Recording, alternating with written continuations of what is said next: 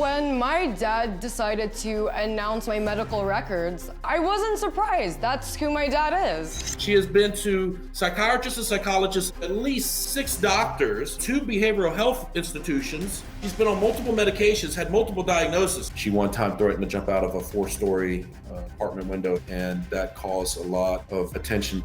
Part of my statement, which was to defend myself, there was a lot of comments that were accusing me of not addressing her mental health and getting her the help that she needed. The only doctors I've ever seen were appointed by CPS, Child Protective Services. I've spent over $40,000 in the past 7-8 years on her mental health and well-being. My dad's poor. Total lie. Like he sold his house to buy a car.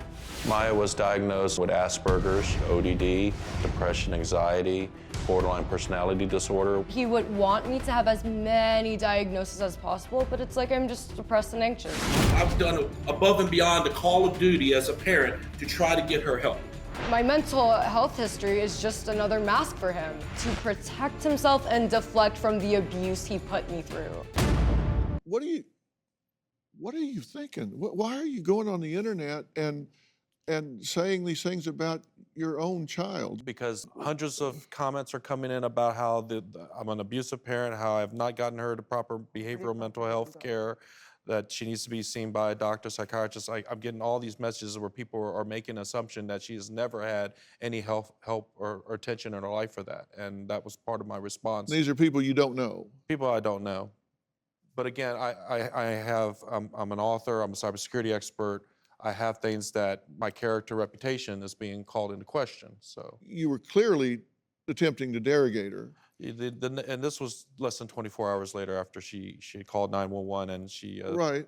left the house. I get there are justifications you're pointing to, but a parent doesn't do that with one of their own children, whatever age they are, whether they're 30 or 13.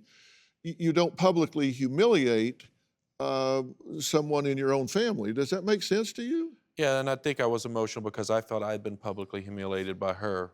I was just happy I left safely. Nobody cared about it. He's the one that blew this up. Well, here's an excerpt of what Jim said on a live stream phone call with Maya shortly after he kicked her out of his house. You are a narcissistic drama queen.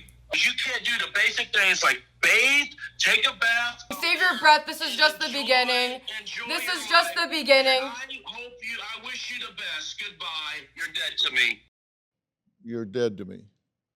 And when we were talking to you in an interview, and you said, I said it then, and I say it now. You say she's still dead to you. All that's changed is 3 weeks have passed. Seems like I'm alive.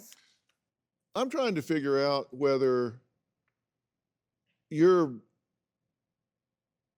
playing a character or if, in fact, you suffer from some type of mental illness. You know you don't have 7 billion followers. Sure, whatever. Yes, Dr. Phil, I know I don't.